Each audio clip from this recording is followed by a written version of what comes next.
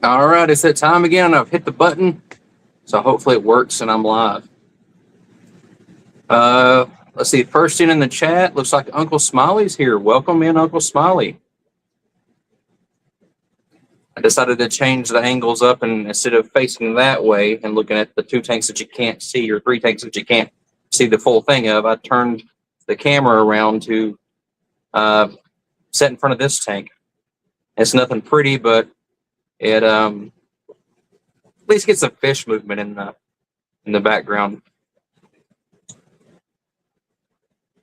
Looks like Sutton Road Aquatics is here. Welcome in.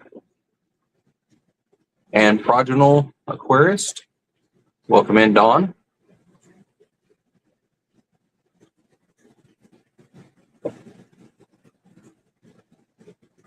This weekend has flown by, but it seems like they always fly by. Yesterday, had an aquarium club meeting, and so that took up the day. I know, like, when I'm just going to attend a club, it doesn't necessarily take up the whole day unless I'm having to drive like 4 or 5 hours one way to get there. But when I do the close one, that I'm like actually like an officer in and helping to run the thing,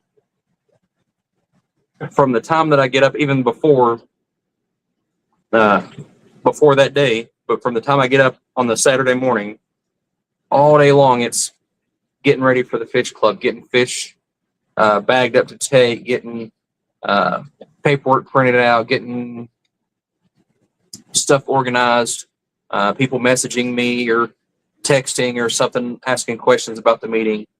But it takes all day to do that. But it was a good meeting. Had Mitchell Broom out or up or whatever. Mitchell Broom was the speaker, and great talking corridoras, and then the little auction afterwards. And I say little auction, just almost 150 items. But it was a good time. Had new people there, and it's always good to have new people come to the meetings. Looks like Elite Menagerie Habitats, Louise, I believe is the name, came in. Welcome. Skull's here. Welcome in, Skull. And Zen Dinger just popped in. Welcome in. So that's what I did yesterday, was the fish club, and then spent a lot of today trying to catch up with other things that I would normally do on the weekend, housework and that type of stuff, and then taking care of stuff out here, cleaning tanks and moving stuff around and all that kind of stuff. Looks like Cheryl came in. Welcome. So when I was looking at topics, trying to think of topics for this this live stream, I noticed a lot of videos are coming out right now, and it was even brought up in the live stream that I was in last Wednesday or 2 Wednesdays ago, whatever it was, with Aquafinder, is burning out, getting out of the hobby. There's a lot of videos out right now about quitting the hobby or how not to get burnout or that type of stuff. And I guess I never really thought about it, but I guess that this time period, July, August, is a time that a lot of people just give up on the hobby. And I hadn't really thought about it, but one of the videos was talking about people got the fish when it was cold outside and they didn't have anything to do, and they piddle with the fish tank and do their thing, and then it warms up and they want to go out in the woods, out on the lake, or they want to go to the beach or whatever, and they don't really care about the fish tank anymore. It's not something new. And I guess that's part of it. Looks like Nick Hardwater came in. Welcome in. Stephen P. Welcome in. Try not to miss anybody.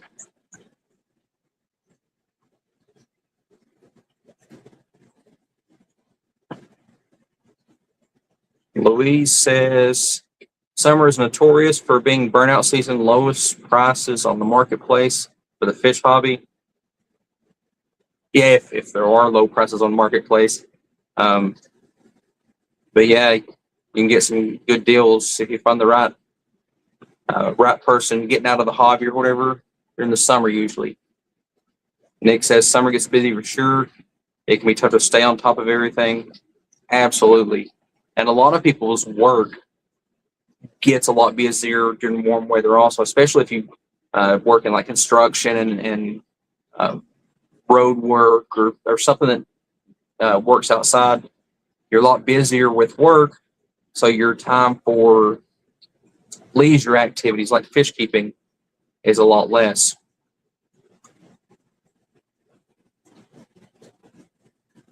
Zen says, my theory is that exactly. Fish are cool until they ruin your fun because they require work and you just want to play. Yeah, and I think there's a lot of, I guess, I don't know if what I want to call it misinformation or what I want to call it, the word that I'm looking for in the hobby, that a lot of people are thinking or told or wherever that keeping fish is hard, that you have to do a whole lot of stuff, that you have to spend a whole lot of money to keep fish. And that's not necessarily true. You can do a whole lot, but you don't have to. You can spend a ton of money, but you don't have to. And people quit the hobby for other reasons besides burnout too. They can quit because they realize how much money they've spent, or they buy an expensive fish and it dies. I know one guy that had been in the hobby and he was really into rainbows and had like a 75-gallon tank full of these really nice, really beautiful, I'm guessing rare rainbows. I mean, I don't know rainbows, so I don't know if they were rare or not. And something happened and that 75 tank crashed and he lost all of his rainbows. And he decided he was just going to get rid of every tank that he had. Not just the 75 that he lost the fish in, but all of his other tanks, all of his other projects. And I can understand you got a lot of money tied up in something and it's gone overnight. It can be really disheartening and drive someone to just say, I'm done with it. I'm going to move on to cars or houseplant. Well, houseplants could die too, I guess, but move on to a different woodworking, different hobby or something.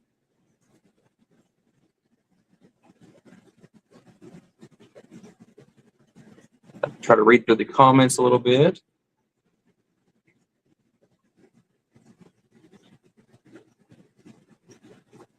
Zen says, I feel like it's the opposite. People think keeping fish is set it and forget it, and just not always accurate for everyone. Depends on a lot of factors. Yeah, and there's that side of it too. You got the people that are told they have to do all this tons of stuff, and it's just too much for them. And you have people that are like, they're just fish. And that really goes with like goldfish, because people think goldfish are really easy or a betta is really easy. You just throw it in a bowl and it's fine. And those two fish are not the easiest of the fish. And they let people get them and like you said, set it and forget it, and then they get upset that the fish dies in a couple weeks.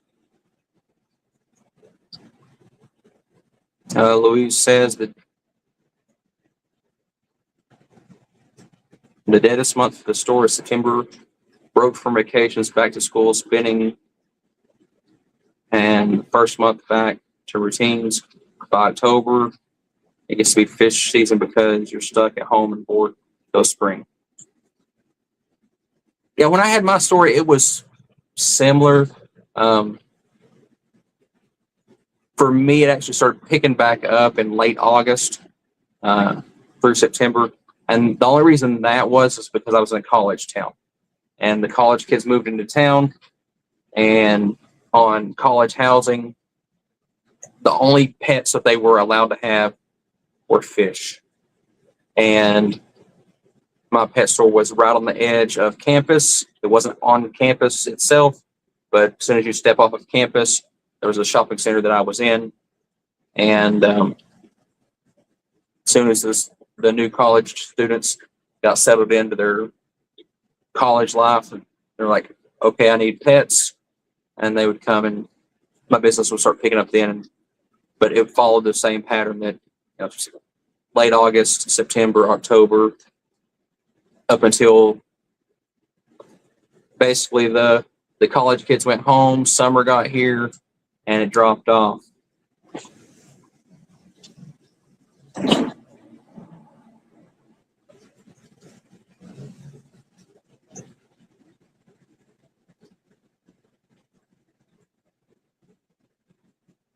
Steven says, yeah, I think to set it and forget it. Scam is more harmful to the hobby than, sorry, this little part thing is blocking the words. But anyways, the set it or forget it scam is more harmful to the hobby than people who show what you can achieve with effort. And yeah, because in my opinion,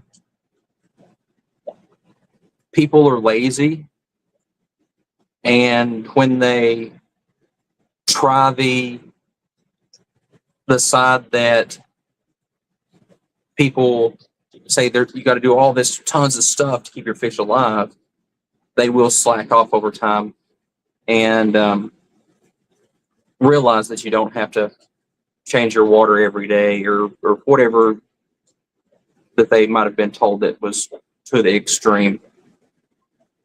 But then the people that set it and forget it, they get lazy too, and the fish end up suffering because they've went 6 months without a water change and haven't been fed in 2 weeks. And some fish can survive through that, but quite a few won't.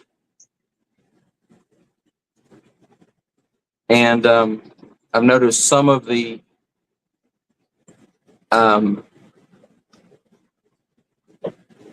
I guess we'll call them aquarium manufacturers, are trying to capitalize on the laziness and say, oh, you don't have to do water changes. You can buy this chemical. Oh, you don't have to clean this filter. We've made it so that it can go longer without cleaning. And that's just because it builds up the nastiness even longer, so that when you do clean it, it makes an even worse mess. And personally, I don't think that they should try to capitalize on laziness. They should teach. It should be, these are the basics of the hobby. You have to water change. You have to feed your fish. You have to clean your filter. You have to, take care of the fish. And these are the basics. We can make those basics easier with this new technology. Not, you can do that less often.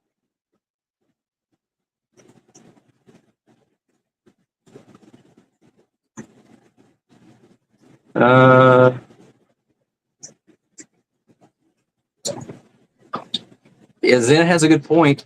Which video gets more views and pleases algorithm? Fish keeping takes work, or fish keeping, or easy fish keeping tricks? Yeah, the whole never water change again, or only water change once a year or something, has a whole following that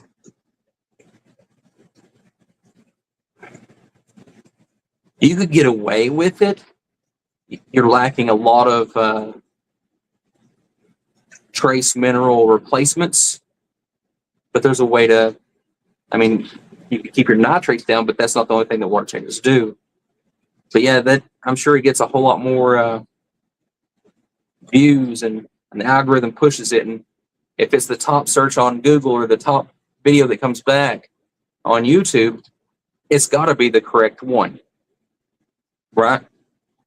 I mean, since Google is all driven by AI now, and AI will admit to you that it will make stuff up just to give you an answer.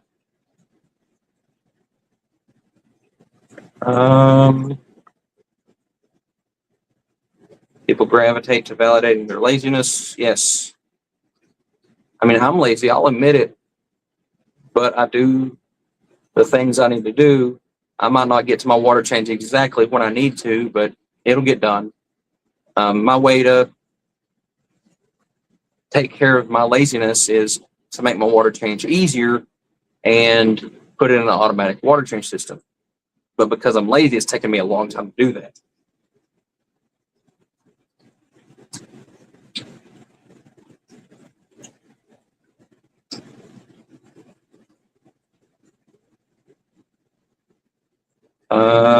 Let's see.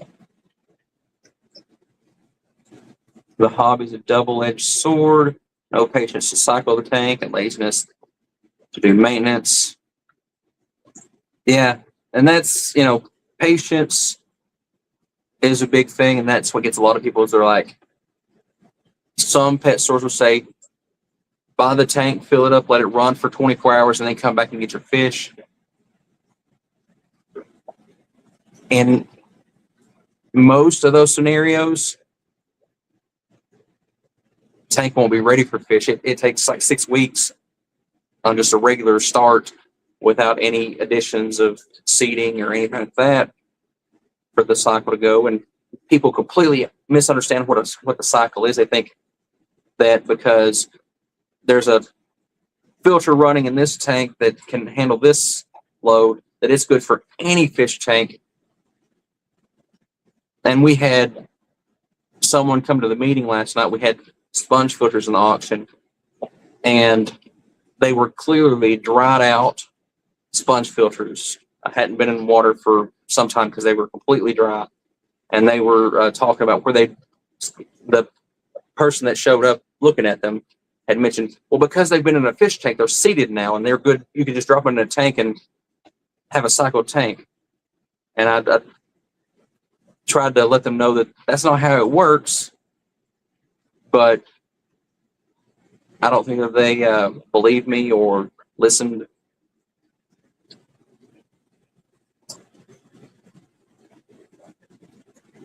Zen Ginger says, we need to start reverse clickbaiting people and titling it things like easy fish tanks, and then actually discuss why those kill fish.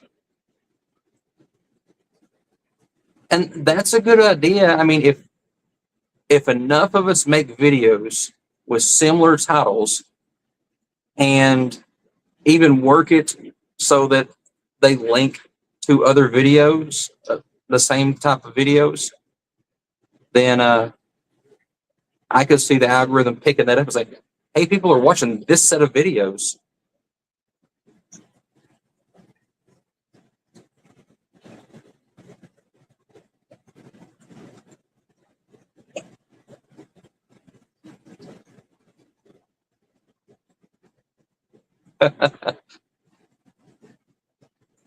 Zen says, are you suggesting that Daddy Google isn't perfect?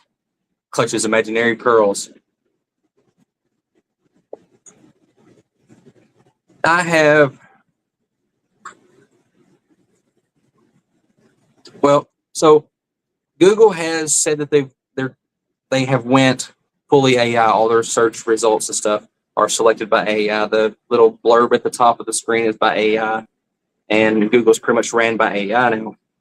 And if you ask that same AI through Google, if it will make up answers just to give you an answer, it will say, yes, it's programmed to please you. So it will give you an answer if you've asked for an answer, whether it's correct or not. And then I have tested that sort of by asking it questions, asking the AI questions about fish, some of the more rare fish that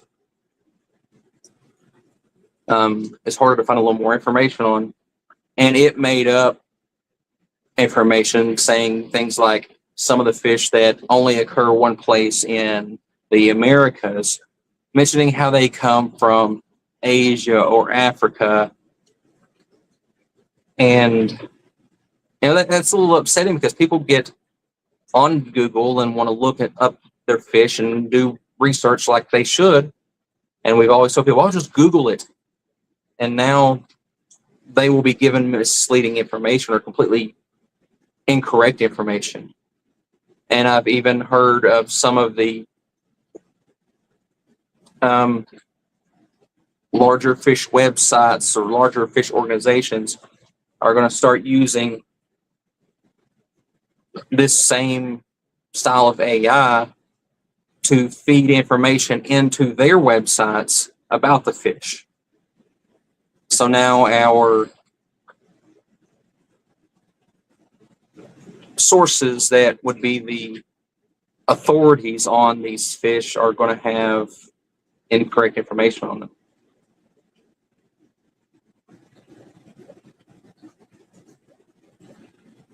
Louise says, my first sign in the shop says, which method are you using to cycle your tank? Your decision determines if I'm putting fish in a bag today. I refuse service depending on what they did. Yeah. And that's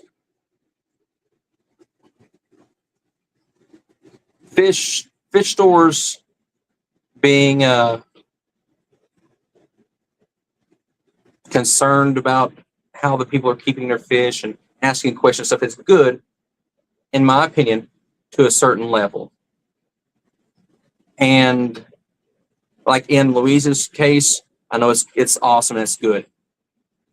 But when I go into like a PetSmart or a Petco and there's someone in there working the fish department that I know doesn't have a whole lot of knowledge about fish, and they start asking me about keeping fish, how am I going to do it and what size tank is it going into or blah, blah, blah. And my brain thinks, I've got more tanks and gallons of water and more fish than this entire store has set up running. And I've kept fish longer than the employee has been alive. My favorite thing is when they ask, what size tank are you putting this zebra Danio in? Not that I buy a lot of fish at PetSmart, but when on the rare occasion I do. But, well, I haven't decided if it's going to go in one of my 55s. It might go in one of my 29s. I don't know. I have over 45 tanks to choose from. And they just, it kind of shocks them, and they just like, okay. And some of them don't believe that I have more than one fish tank, because normal people might have one fish tank, right?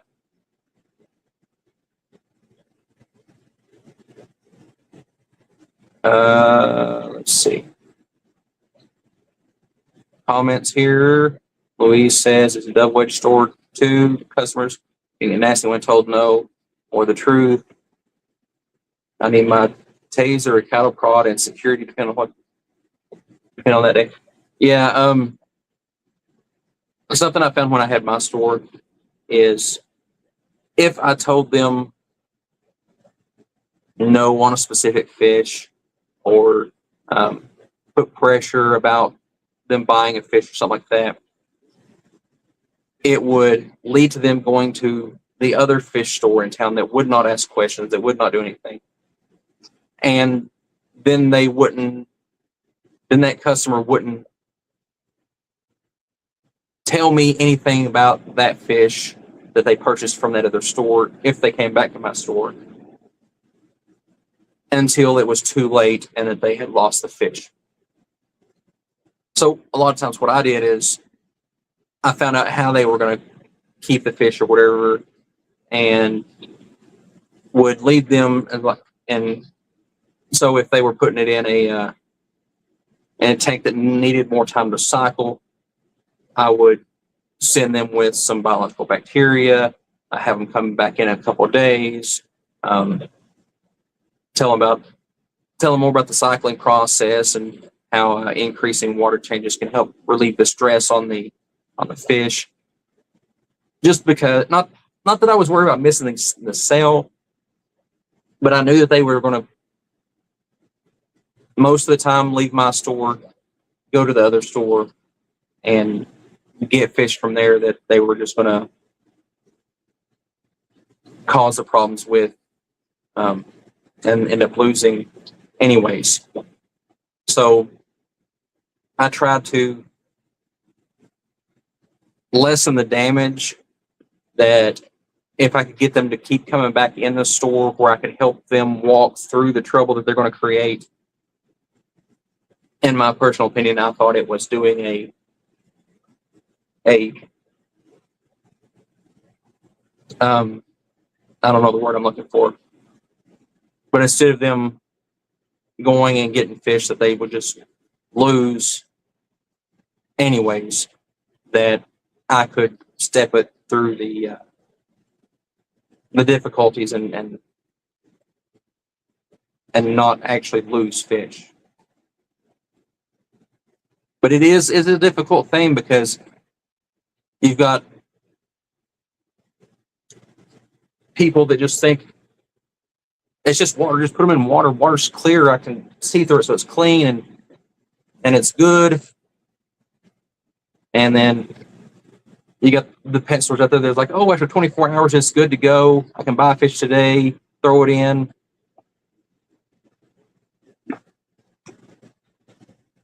So you have to kind of combat the whole cultural thing of water's just water.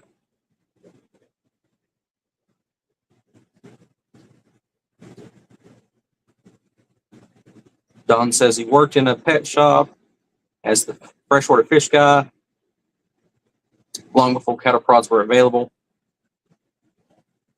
Yeah, I tell people the best thing about working in a pet store was the people, and the worst thing about working in a pet store was the people. You get some that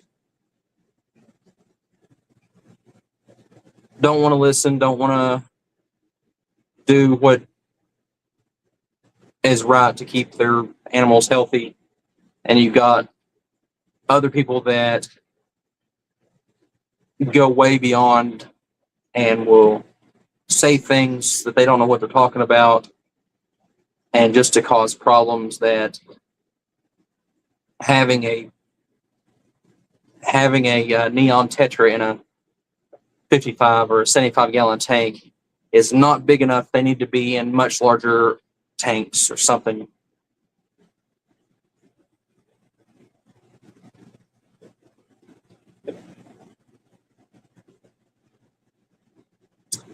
Steven said you can deploy an AI model that only pulls from the sources you dictate. An AI connected to hundreds of thousands of breeding reports would actually be incredibly useful. As long as it's not programmed like Google and ChatGPT and the other ones that I have worked with, that they are programmed to give you an answer as an authoritative answer, that it is the correct answer, even if it's not the correct answer, just because giving you an answer is what you want and it wants to please you. But then you also have to watch what you're pulling from also, because say if you pull from Google, then you're getting Google's AI's answer, or the multitude of other search engines that pull from Google. So I think we're like stuck in a loop.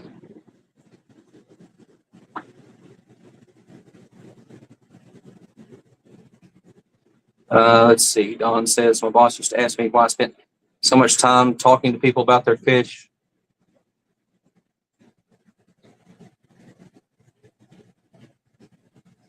I'm guessing the boss was just like, make the sale, get them in, get them out, make another sale, get them in, get them out, instead of make the connection with the customer so that they return. It's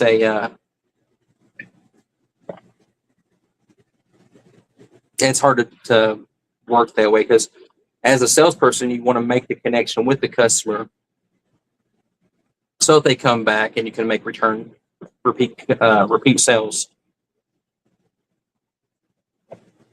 Louise says she agrees. I always try to negotiate and help, but I'm down to lose the sale if my fish is going to die. Yes. I don't know. Sometimes I feel like I'm going to get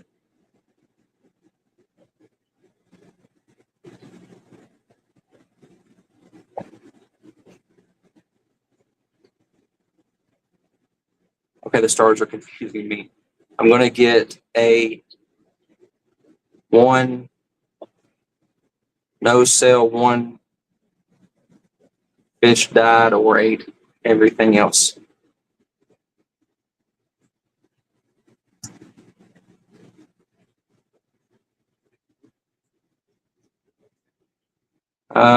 She says it's okay to say it. Some people shouldn't have pets. I sometimes shouldn't make more little peoples.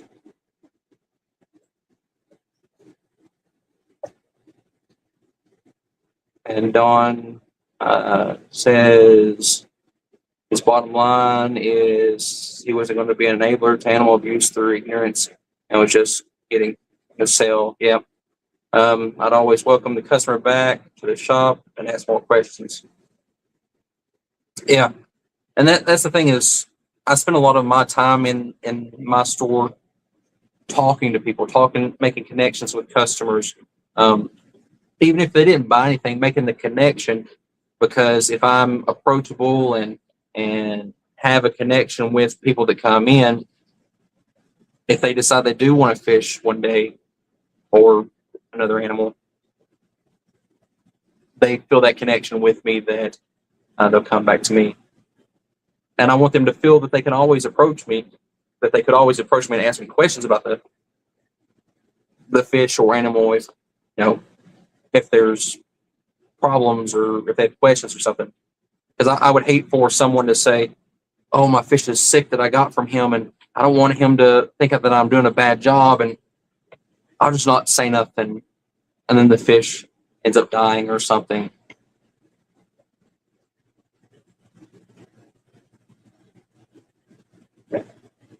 Zen says, then tell it to argue with its own theory. You get both sides. Talking about AI, I spend more time than I should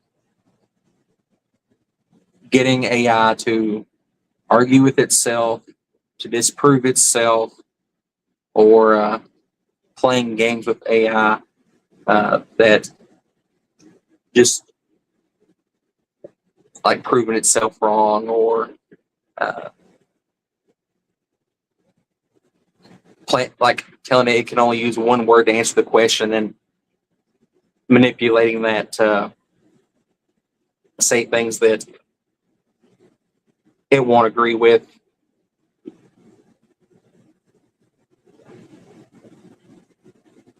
Oh, those are like 1 2-star, no sale, 1 1-star. Okay.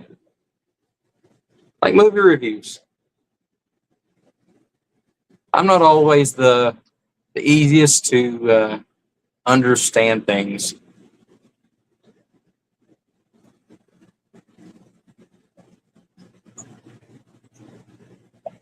But yeah, the hobby's definitely a double-edged sword as far as the information out there and getting people the information and understanding of what they have to do to keep the fish.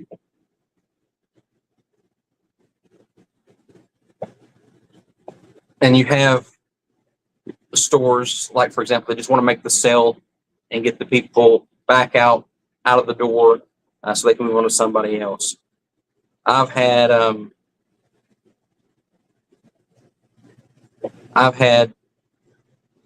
stores that I've been in that I've actually heard uh, the managers or employees or whatever mention, say, "Oh, we made a sale of this fish. They're sticking a clownfish in a 5-gallon tank or whatever. So they'll be back in a couple weeks to get another one. So we've actually sold more than one clownfish."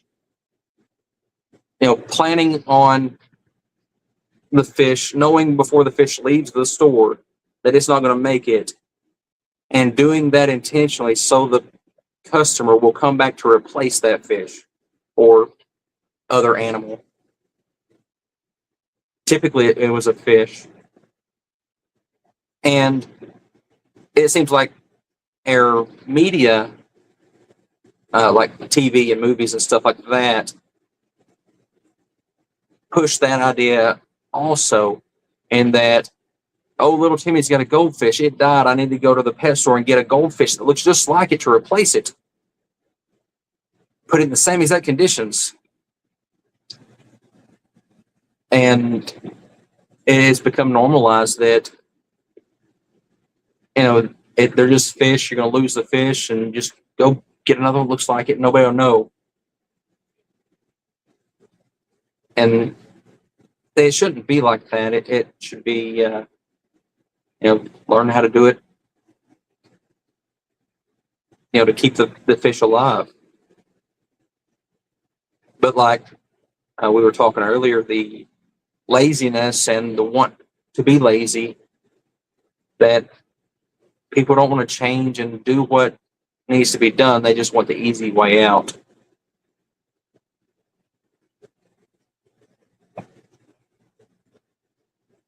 But I kind of like Zen's idea of a bunch of people making like reverse clickbait videos of, "This is the easy way to do water changes," and then you just show them, the in-depth way, and that if you take the easy way out, no good comes of it.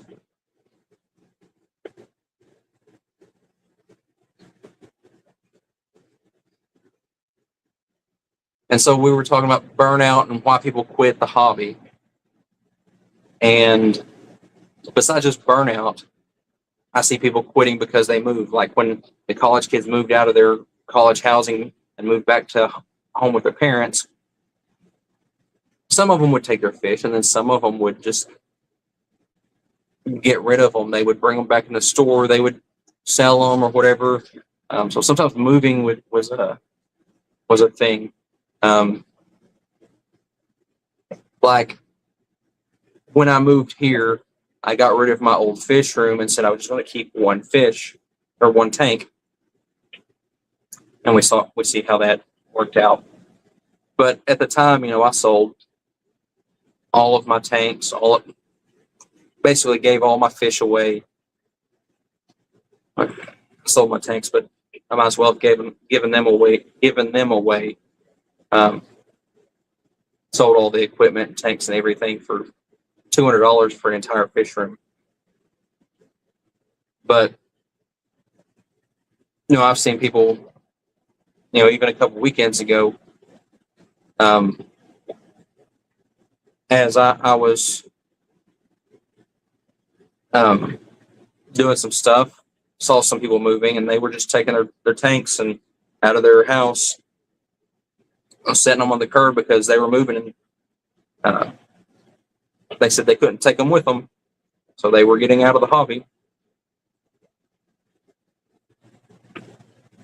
And stuff like that happens. Like I kind of run or help with, or whatever you want to say, a fish rescue program here that's kind of connected to the club,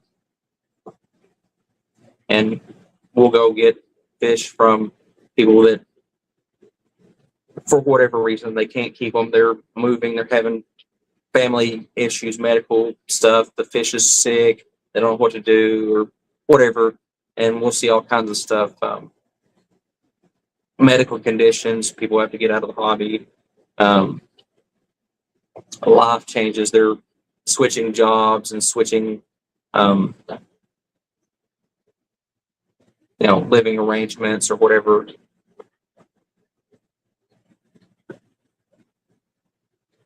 Louise says, that's heartbreaking. I have competitors like that. It's so sad. I didn't see that coming when I opened my store. Totally underestimated people caring about the life before revenue. I felt like a sucker. Yeah, for some of the stores, these aren't living creatures.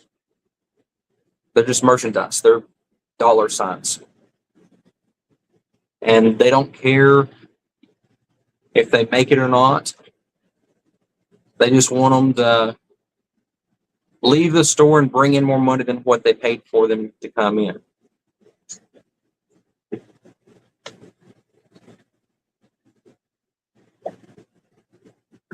They don't care if the fish that come in the store from their distributors even make it, because they can write it off in the first day or whatever. And then if they can sell, some of the stores, if they can sell a sick fish and get it out of the store, then they don't make the loss on it. They actually make the money, and it's somebody else's problem. And that's a lot of the larger stores. And I'm not going to say like big box stores, because there are larger independent stores here in my area that they have multiple locations, but they're privately owned, and they're not nationwide or anything like that. But they operate on that basis that it's a product, it's merchandise to be sold, not a living creature to be concerned with. Yeah, Zen says ornamental, and this is artwork. It's just art, right? It's deemed the ornamental fish trade, because it's just an ornament to put there to look at.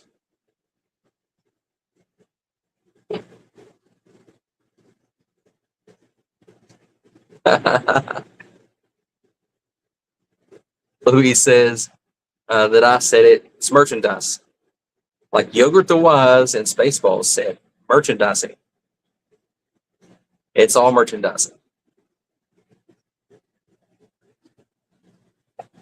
And I haven't kept up with it, but I heard they're making a remake, or not a remake, but a sequel to that movie. And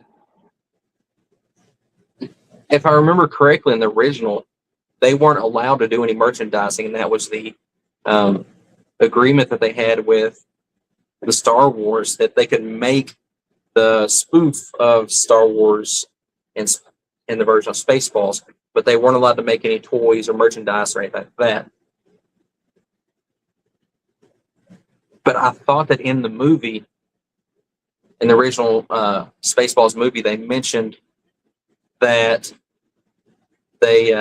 if they did a sequel, they would have merchandise. So I wonder if that's going to come to fruition. I'm sure there's been non-official merchandise. People have made Spaceballs shirts and stuff.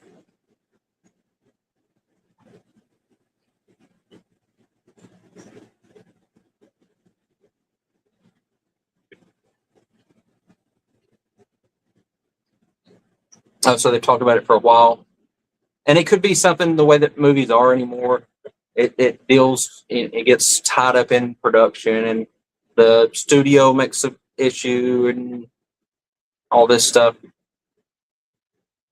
It's like they take 10 years to make a Marvel movie, and then the kids in the Marvel movie aren't kids anymore when they make the second movie.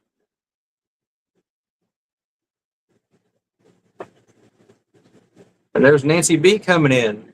Welcome in, Nancy B.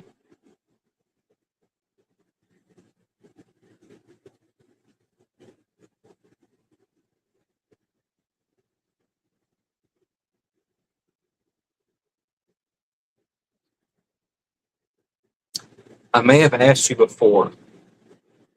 Nancy, do you know if the September meeting in Nashville is going to be on the first Saturday or if it's going to be moved to like the second Saturday because of that holiday weekend? I'm hoping it's on the first Saturday so that I can come. But I know they move them around for other holidays. I didn't know if they would move it around for Labor Day. Because if they move it, I probably don't get to make that one either.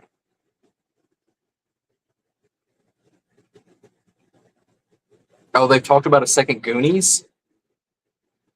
I know that I've watched Goonies a million times, but I'm the type I don't remember movies very well. So I was going to say I don't remember what it's about, but then as I start to think about it, yeah, I remember what it's about. Louise says, hate to cut out, but a friend just got here, heading out for dinner. Great chat. I hope everything. Yeah, have a good one, Louise. Glad you could stop by.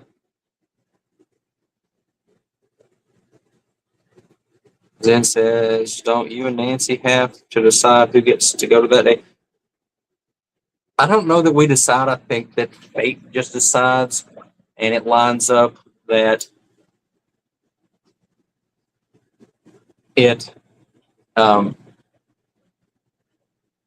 fate says one of us can go and the other one can't. MC Aquatics, welcome in.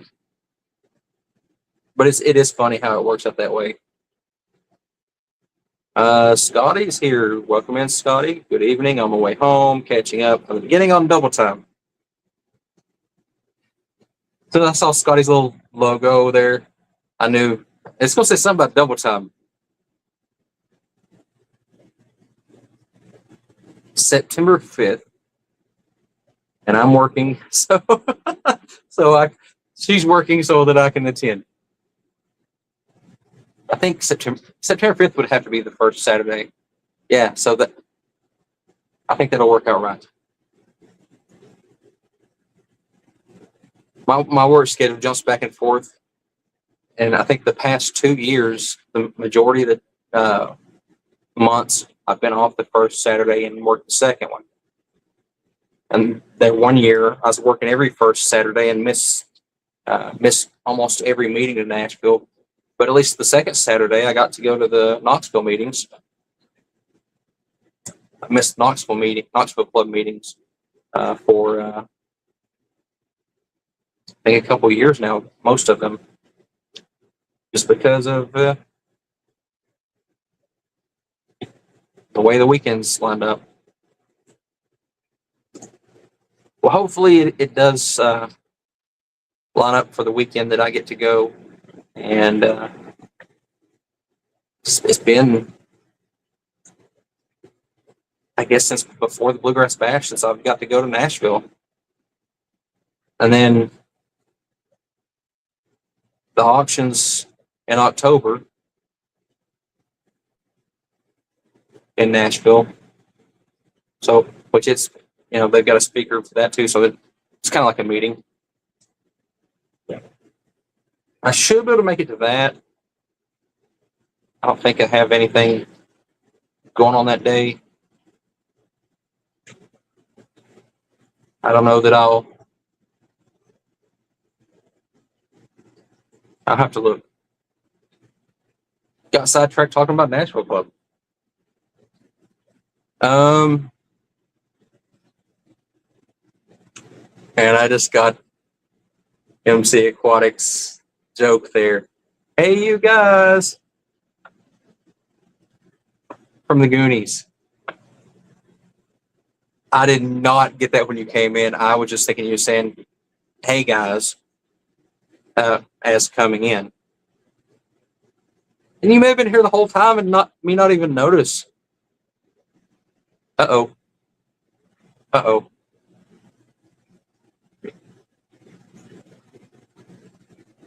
Clicking buttons. hit the wrong button. Screens popped up that I wasn't familiar with. I used to laugh at other streamers when they would push buttons and accidentally do things. So I guess it's only fitting that it happens to me. And I'm thinking about changing my streaming system up a little bit because right now I've got this phone here working as a camera, and then one right below it that's working as my chat. And I'm thinking of actually trying a laptop. I don't do anything on a laptop except, when I'm at work. But I'm thinking about bringing an actual computer out here and setting up. That may be so weird that I can't handle it. But I think that you can do a lot more things from the computer than you can the phones, like share screen and make the chat bigger on the screen.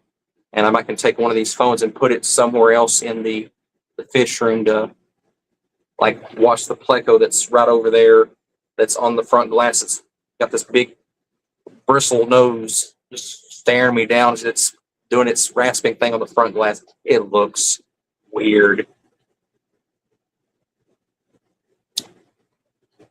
But I think that would help if I can figure out how to do it. Because that's one of my goals is to make the channel better, add more content, make the stream better, add more cool things to the stream. I don't know what you all think is cool, but I tried to add some fish behind me. I mean, they were already in the tank, but tried to move me around so that you could see the fish.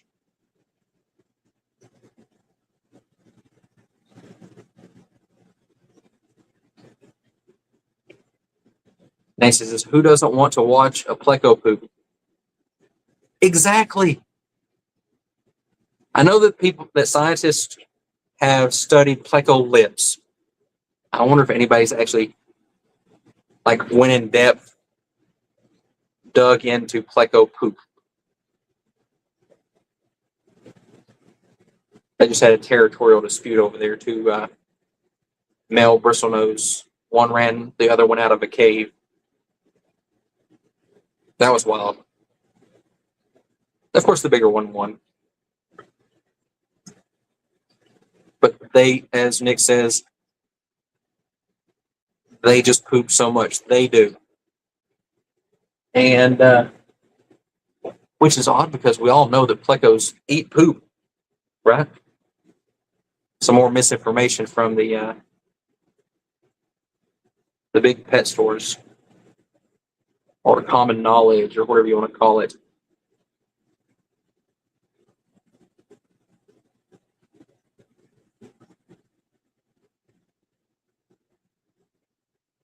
Zen says she bets Rebecca at freshwater ichthyology and studied it. Maybe, I don't know. I was surprised. I never even thought about someone would have studied the makeup of pleco lips until I heard the presentation on the study of pleco lips and in-depth look at how they're made up with all the little different suction mechanisms and stuff.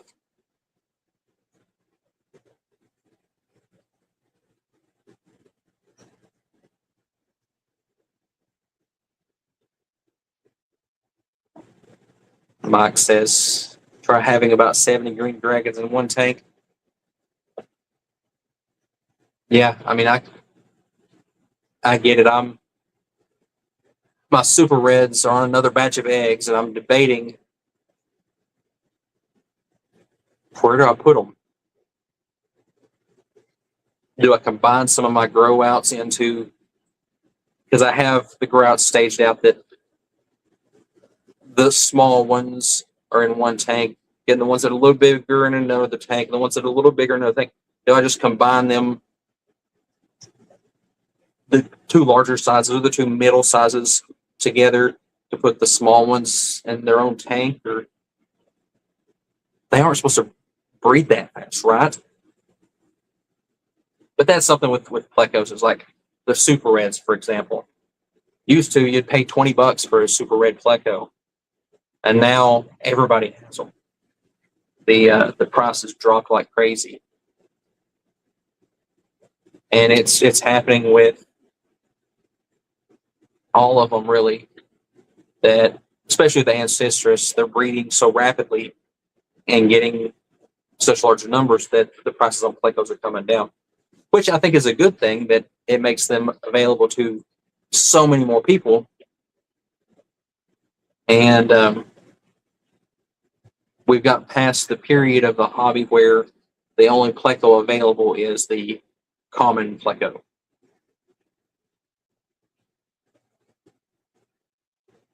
Nancy says there was a teenage boy at the Chattanooga swap that came by Ed's table and info dumped on pleco poop. He's at least spent a lot of time pondering it. That may be a rabbit hole that I have to go down tomorrow or the next day.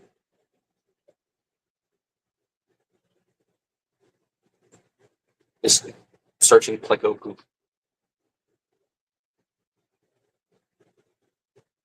I've got a, Dawn says he's got a bladder snail that emits parallel streams of poop. They get stuck on the glass like streamers, then move on like there was no public display.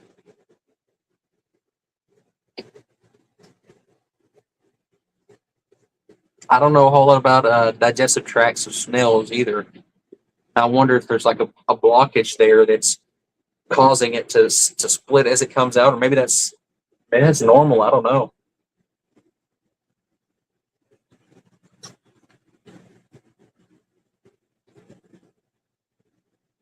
That's a bladder snail.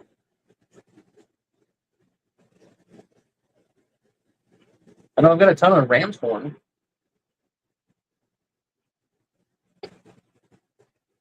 But I don't know that I watch them close enough to see when they poop. Snails have to poop though, right? Everything poops.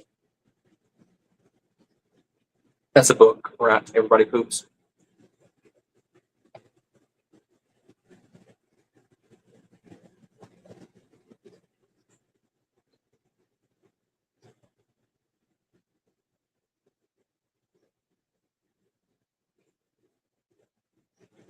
And of course, this stream went to poop. I always think it's funny. Streams get on these tangents and stuff and go places. And here we are, right at the end of it, talking about poop. Snail poop and pleco poop and all kinds of stuff. Nancy says his theory is that wild-caught plecos have a different gut biome than tank-raised. He said wilds don't poop as much. Yeah,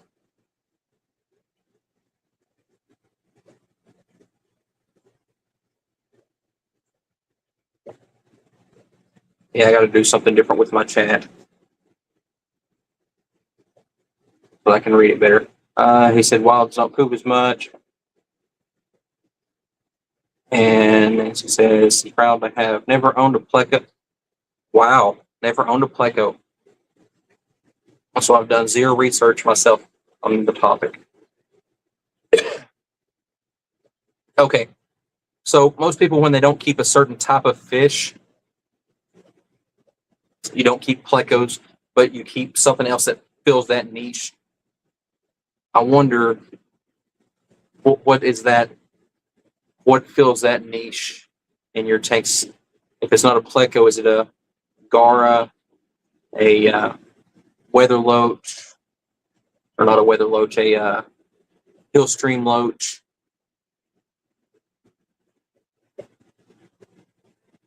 Maybe Corey's kind of fill that void for you.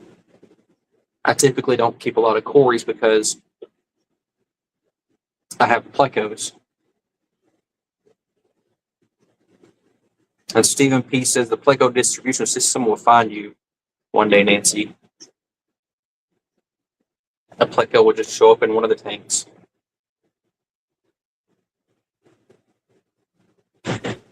Well, folks, looks like my time's up. It's 7 o'clock, and I want to thank all of you all for spending your time with me. I greatly enjoy it. I enjoy the stream so much, and I want to thank you all for coming and showing support and being here and chatting and just being here for it. Best part of the weekend is getting to hang out here. But as far as I know, I'll see you next week, and we'll see you later.